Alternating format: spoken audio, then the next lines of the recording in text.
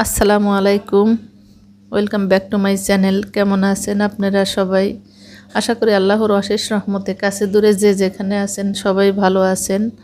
আমরাও ভালো আছি। প্রতিদিনের মতো আজকে আরেকটি ব্লগ শুরু করলাম। সকালবেলা ঘুম থেকে উঠে নাস্তা বানাতে চলে এসেছি। আজকে একটু দেরিতেই উঠেছি। ভোর রাত থেকে প্রচণ্ড বৃষ্টি হচ্ছে। আজকে একটি বৃষ্টির দিনে সারাদিন কি করব সেগুলোই আপনাদের সাথে শেয়ার করার চেষ্টা করব। এখানে আমি রুটি বানিয়ে নিয়েছি, সবজি রান্না করেছি, আর রান্না করব এখানে মাংস, গরুর মাংস রান্না করব সাদা করে। সেটা আপনাদের সাথে শেয়ার করব, আশা করি ভালো লাগবে।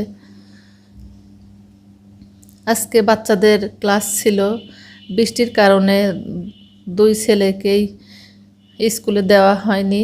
প্রচণ্ড বৃষ্টি হচ্ছে, কখনো জোরে কখনো আস্তে। এবছরে মনে হয় এই প্রথম এত বৃষ্টি। এর আগেও বেশ বৃষ্টি হয়েছে, এবছরের শুরু থেকেই ভালোই বৃষ্টি। গত বছর যেরকম প্রচণ্ড গরম ছিল, বৃষ্টি ছিল না, এবার আল্লাহর রহমতে ভালোই বৃষ্টি হয়েছে। এখানে ওই যে মাংস নিয়েছি আমি 1 কেজির মতো, এটাই রান্না করব। যে মশলাটা পেস্ট করে নিলাম ওইটা দিয়ে।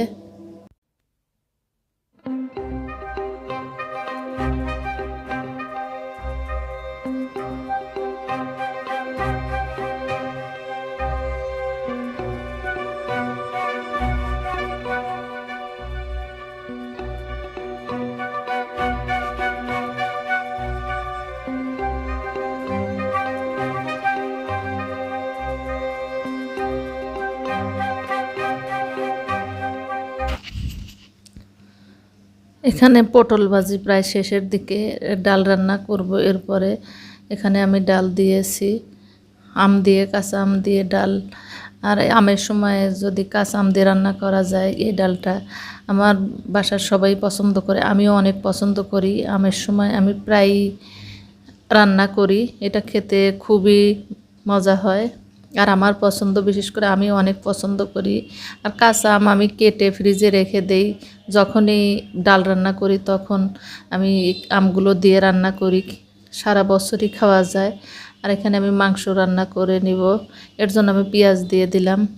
এই মাংসতে আমি হলুদ দেব না, আর কাঁচামরিচ দিয়ে রান্না করব। এভাবে রান্না করলে খেতে অনেক টেস্টি হয়।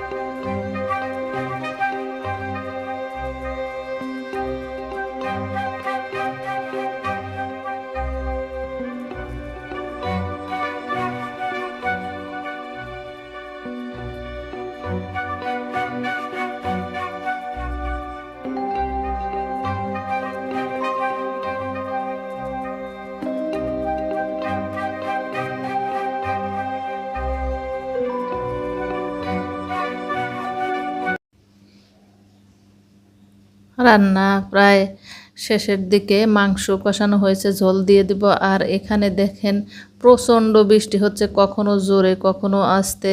সেই সকাল থেকে শুরু হয়েছে, ভোর রাত থেকে থেমে থেমে বৃষ্টি হচ্ছে। আমার কাছে বৃষ্টি ভালোই লাগে, জানি না কার কার ভালো লাগে। তবে যারা নিম্ন আয়ের লোকজন তাদের অনেক কষ্ট, যারা বাহিরে কাজ করে, অফিস আদালত করে, তাদের জন্য কষ্ট। আমাদের মতো যারা গৃহিণী ঘরে বসে থাকে তাদের কাছে আমার মনে হয় ভালো লাগবে। আর বাইরে যারা কাজ করে তাদের অনেক কষ্ট হয়, বিশেষ করে গরিব মানুষ যারা।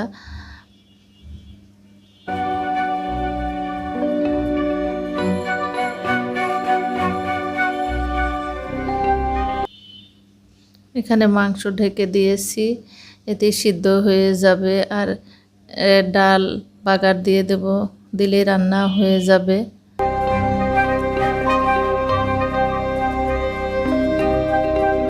এই তো ডাল রান্নাটা হয়েছে, দেখতে যেমন সুন্দর হয়েছিল, খেতে অনেক টেস্টি হয়েছিল। এই ডালটা আম দিলে ডালের কালারটা অন্যরকম হয়ে যায়, আর খেতেও অনেক ভালো লাগে।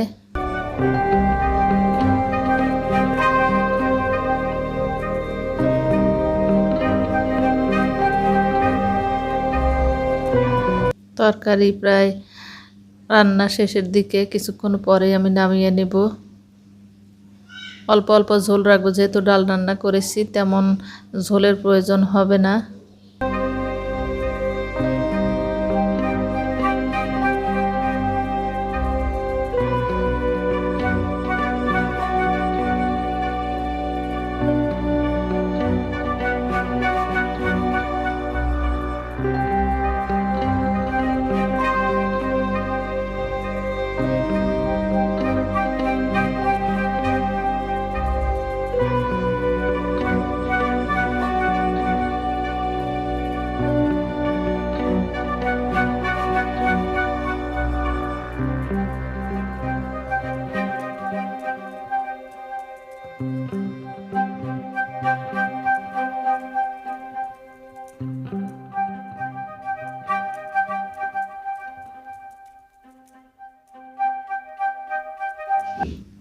আশা করি আজকের ব্লগটি আপনাদের কাছে ভালো লেগেছে। যদি ভালো লাগে পাশে থাকবেন, ভুল ত্রুটি হলে ক্ষমার দৃষ্টিতে দেখবেন।